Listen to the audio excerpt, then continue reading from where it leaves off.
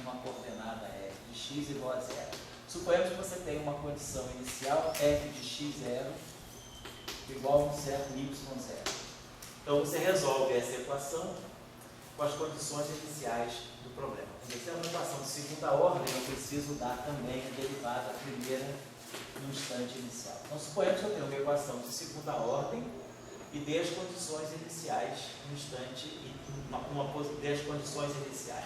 Se eu agora, para as mesmas condições, para o mesmo ponto inicial, modificar ligeiramente as condições iniciais, se é que o meu f de x0 é um y0 mais um delta y0 pequeno.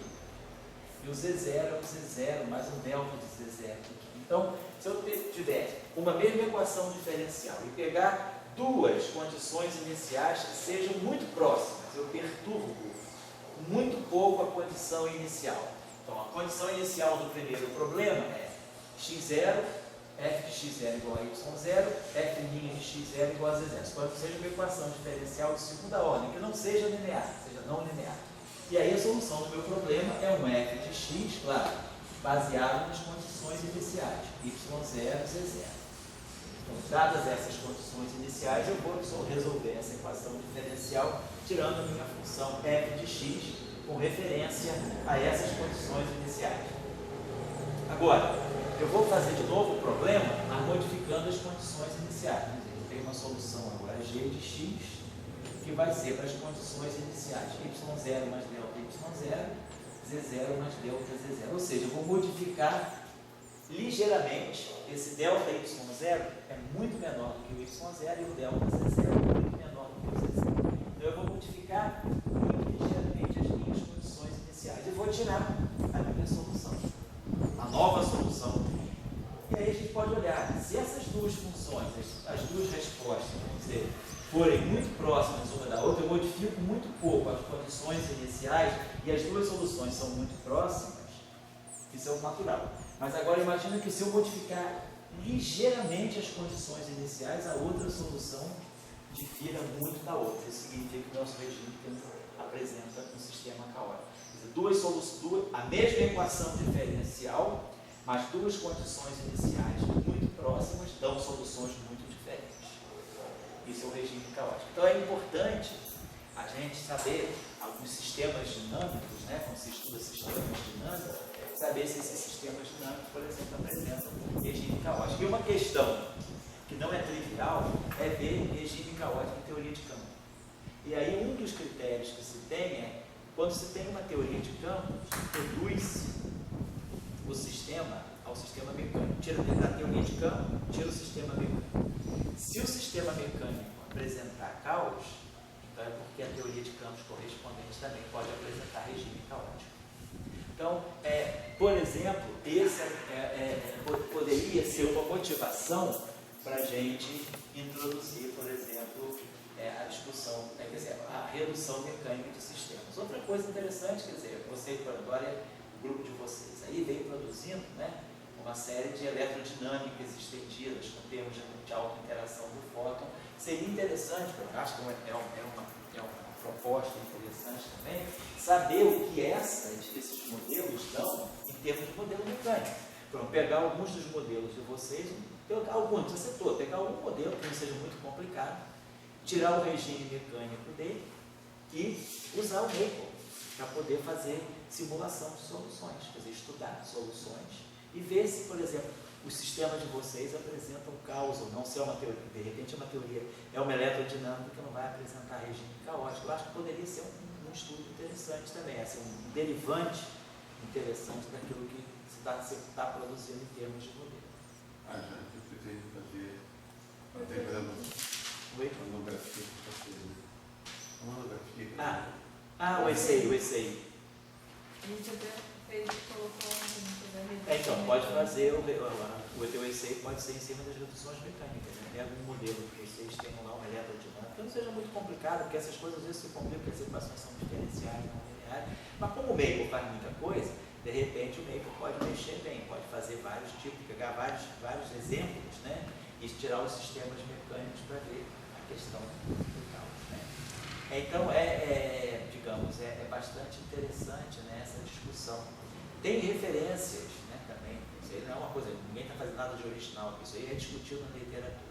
Então, quer dizer, estudar, por exemplo, modelos mecânicos de Young e Mills, eu sei que o caso SO2 foi bem estudado na literatura, e ele apresenta caos. Então, o caso SO2 apresenta caos. A pergunta é: vocês têm modelos de auto-interação com fórmula que não é Young e Mills, é modelo mecânico baseado no grupo 1. E aí a pergunta é: a não linearidade com a simetria 1, será que ela apresenta regime caótico da mesma forma que o SO2 ou não? Então, seria uma questão que vocês poderiam analisar, tá bom? Então, eu acho que isso aí então, modelo mecânico não tem muita. Outra coisa que se estudou na literatura também foi a eletrodinâmica escalar, fazer a redução do modelo mecânico da eletrodinâmica escalar, quer dizer, introduzir o campo de matéria, o campo φ, como a gente já aprendeu, acoplado minimamente, né, com a derivada temporal feita covariante, a derivada, o gradiente do campo feito covariante, e estudar, por exemplo, a redução mecânica de um modelo escalar acoplado carregado, né, acoplado ao campo de gauge, por exemplo, tipo uma eletrodinâmica escalar. Então, eu acho que isso aí é um tópico que pode ser explorado mais à frente com vocês, tá? Eu vou precisar de mais uma aula desse curso aqui, na semana que vem eu marco um dia aí, para poder só fazer um apanhado aquelas chamadas configurações topológicas, falar um pouquinho das soluções de Young-Mills, né? Quer dizer, o que seriam essas configurações topológicas interessantes, vórtices, químicos, né? Paredes de domínio, e essas configurações que se estudam, monopolos, instantos. Eu vou fazer eu vou dar uma referência boa, que é muito pedagógica, é um Physics Reports que é muito pedagógico, muito completo, com todos os detalhes. Então não adianta eu ficar repetindo aqui no quadro negro uma coisa sobre a qual tem um material completo e muito, muito bom, muito pedagógico. É o Physics Report do Alfred Apple, que eu já mencionei para vocês. Mas na aula que vem eu vou trabalhar um pouco aquilo, porque o trabalho é muito técnico. Ele resolve as equações, mas às vezes não fica muito claro qual é o contexto físico. O que está se fazendo? O que está se fazendo quando está se estudando um vórtice? O que está se fazendo quando está se estudando um monopolo? Ou, por exemplo, uma parede de domínio. E eu tinha dado para vocês alguns domingos atrás, aquela referência daquele trabalho que se estuda a solução de monopolo. Oi?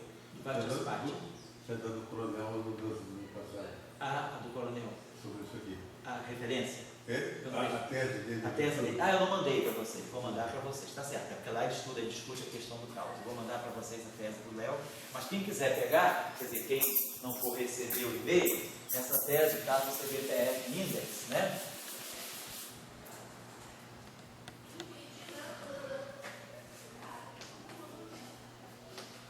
Essa tese que está no CBTF Index, né? O doutorando era Leonardo Paulo Guimarães, tá aqui o nome dele,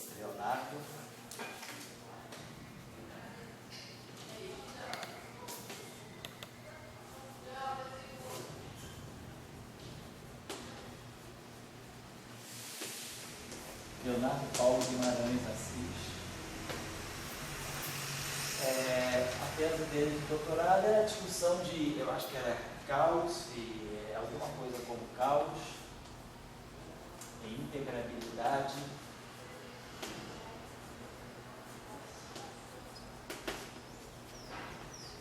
em modelos supersimétricos. Mas ele faz toda uma revisão sem supersimétrica, em modelos mecânicos, né? Mas tem modelos supersimétricos, mas na verdade a gente estuda modelos mecânicos, tem modelos mecânicos supersimétricos.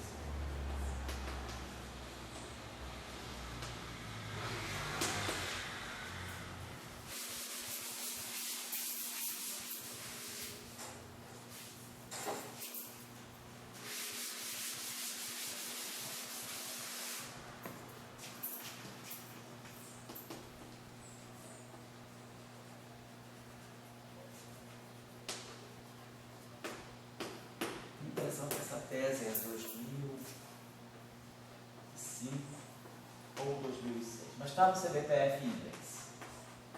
Então, quem quiser pegar essa tese, aí o Léo faz uma boa discussão, se apresenta critérios, né, os critérios bem estudados matematicamente para se discutir regime de cálculo. Quer dizer, não é sempre você precisa resolver a equação diferencial. Já olhando para a equação diferencial e estudando certos critérios, você já vai saber se tem regime, já se sabe se tem regime caótico ou não. Então, acho que essa tese aqui, ela dá bastante referência também, então ela pode ajudar. Então, eu diria que esse capítulo aí de modelos mecânicos, a partir de Young-Mills, não precisa ser Young-Mills, qualquer teoria de campos, a gente pode sempre estudar a aproximação mecânica dela, o regime mecânico dessa teoria de campo e estudar propriedades aí, propriedades que podem ser interessantes para depois reverter o que o sistema mecânico apresenta pode ser o reflexo de uma propriedade que a teoria de campos apresenta. Só que no caso da teoria de campos é mais complicado, matematicamente, porque depende de d e de x. Então você vai ter equações diferenciais com derivadas do tempo e derivadas espaciais.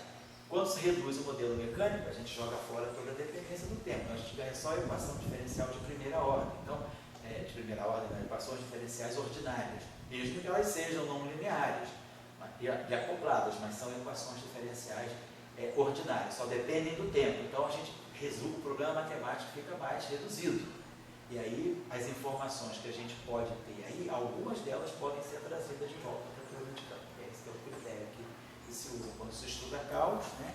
O sistema mecânico já diz, se tem caos no sistema mecânico, tem caos na teoria de campo. Então, essa aqui é a tem um interesse, sabe, nós temos um campo que a gente chama de granular, certo?